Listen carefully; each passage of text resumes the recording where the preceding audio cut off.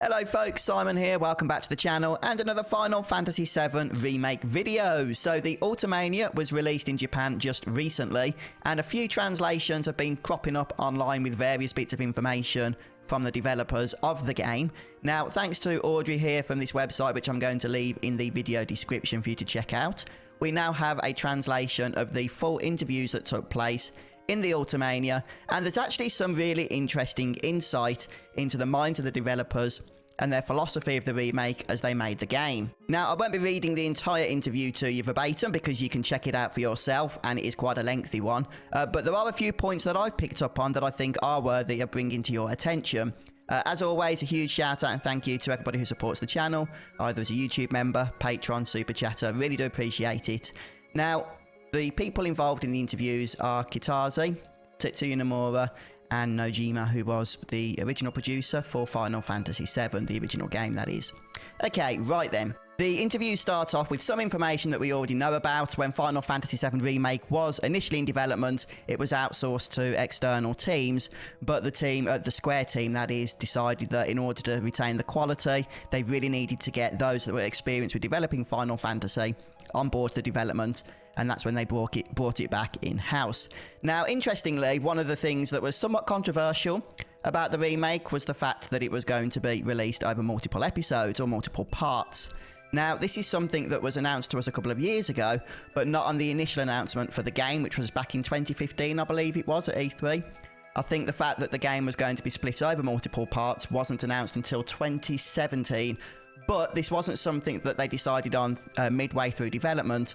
According to Nomura here, this was a decision they made right from the very beginning, that they really wanted the first part or the first game to be focused on Midgar because it's such an iconic symbol of the original game. They really wanted to give it the love and attention that they felt it deserved and then expand further into the project from there. So that was a decision which I thought was interesting, that was taken right from the get-go. Next up, there's some talk about the title, and I know a few people have been wondering about this, the fact that the game is just called Final Fantasy VII Remake, which is somewhat unusual. Nomura says there's two reasons for this. First of all, that's a response to the initial reaction of the announcement of the game, where a lot of people were confused as to whether this was going to be some kind of remaster of the original game, whether it was going to be a movie, and simply having the word remake, that subtitle, in the title, just pretty much clears everything up for folks so that they know what the actual game is going to be. And the second reason, there is a second reason, well, they're not talking about that right now. We need to ask them again in a couple of years. Ha ha ha. Okay, right, so obviously that's to do with the direction that the game, in terms of its story, is going in. That also ties into the remake name as well, which makes me wonder, when Part 2 does come out, how that is going to be titled. Is it still going to have, the word remake in the title? Or is Remake just going to be dedicated to Part 1, and then Part 2 and the subsequent parts are going to have other words to distinguish them? We'll have to wait and see. And this next one is actually kind of interesting to me. You know, there have been a lot of people online, many people that have spoken to me that have played the game, and even before they played the game, that suggested a lot of the extra story that's going to be included in the remake that wasn't part of the original Midgar section in Final Fantasy VII is simply there to exist as filler, just to bloat out the experience so that it can be advertised as a full-size game. Now, I do understand with some of the side quests and that, they did seem to just interrupt the pace of the narrative, which in my opinion was presented in such a fantastic way that I think one of the issues that people had with the side quests is the narrative was so darn good that they took you away from that, but you really just wanted to get back into it. But in terms of the narrative, one of the things that is spoken of here by the developers is the fact that in the original game, one of the things they weren't happy with in the end, that they felt they could improve upon with the remake, was the fact that you never really got to see and experience the life that people lived above the plate. Now, of course, you did get glimpses of it, and you did get descriptions from people such as Barrett talking about it from time to time. But overall, we only really got to experience life in the slums. And that's something that they felt they probably should have done more with, perhaps in the original, but certainly something they could correct in the remake. So when we have that whole extra chapter, where we go and visit Jessie's home and visit her mother, that is actually serving a greater purpose. It's not simply filler. It's actually a means, at least in the eyes of the developers, of improving upon the original game by giving the players a greater perspective of life above the plate. That Midgar isn't a city that's all glum for everybody that lives there, that there is a subset of the population that are very happy with their lives, and that's because of the Mako extraction that Shinra are doing. It's not a case of that Shinra are doing the things they're doing and everybody's suffering. They are actually bringing prosperity to a large group of people, and that's really what the chapter with Jesse's parents, or Jesse's mum, and I know her dad's not well, is really there to indicate to the player something that was lacking in the original. So yeah, just an interesting point, I thought. A lot of people thought that was going to be filler, but it was there to serve a greater purpose. One of the things that I like that I didn't really think of, I'll be honest with you, which I probably should have done being a big Final Fantasy fan, but one of the things that I really liked is the fact that the developers here and those that were in charge of the scenario and the story really did focus on the attention to detail. And even in the characterization of the various characters in the game, such as Cloud, they actually, despite the fact he's 21 years of age, designed him and wrote for him as if he were a 16-year-old. And that's because he has this 5-year gap effectively in his memory. And, you know, they don't mention this in the interview, but it kind of reminds me of the scene on the pillar where Biggs says to Cloud, you don't like children. And then Cloud says, not really. And Biggs is like, it's because you're very similar or you've got a lot in common or something. He's a very childish person in relation to his actual age. And he was written like that on purpose because of his backstory. It doesn't really speak about it a lot in the remake, but the fact that they were focused on that and that they hadn't forgotten about that when actually designing his character, I think is something kind of special. Okay, right. Yeah, this next point speaks to how the approach of development in terms of how the story is presented did change. Not that the story itself changed, but how it's presented in part 1. Initially, according to Nomura, they wanted the first game to be very reminiscent of the original Final Fantasy VII. It still is in many ways, of course. But obviously in Chapter 18, the final chapter, things do kind of go off the rails in the sense of not following the original game, and then the remake really picks up in doing its own thing. Now, originally that wasn't going to be the case, and they wanted to have pretty much everything the same as the original Final Fantasy VII, with the exception that as one of the final scenes, they were then going to show the player that Biggs was still alive. So everything up until that point would have played out as expected, but then there would have been this moment at the end where the player sees that Biggs is alive, and then they can start to wonder, well, hang on, what's going on here, going into part 2. Now, in the end, they decided to move away from that concept of just having a small tease going into part 2, and instead, of course, we got what we got, which is where they went all out. And of course, everybody's going to have their own opinion on the ending of part 1 and whether that worked or didn't work. But yeah, it's just interesting how that wasn't the initial approach, but then through development, they did change things quite drastically there. Next up, there are some questions that are raised about some of the new plot elements in Final Fantasy VII Remake. Unsurprisingly, the developers had very little to say about these things, and they don't want to spoil the game or the games that are upcoming from part 2 onwards, so we'll have to wait and see.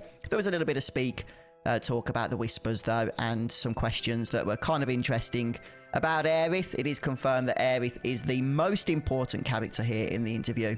In the entire game, I think she was in the original Final Fantasy VII as well, so I'm glad that hasn't changed.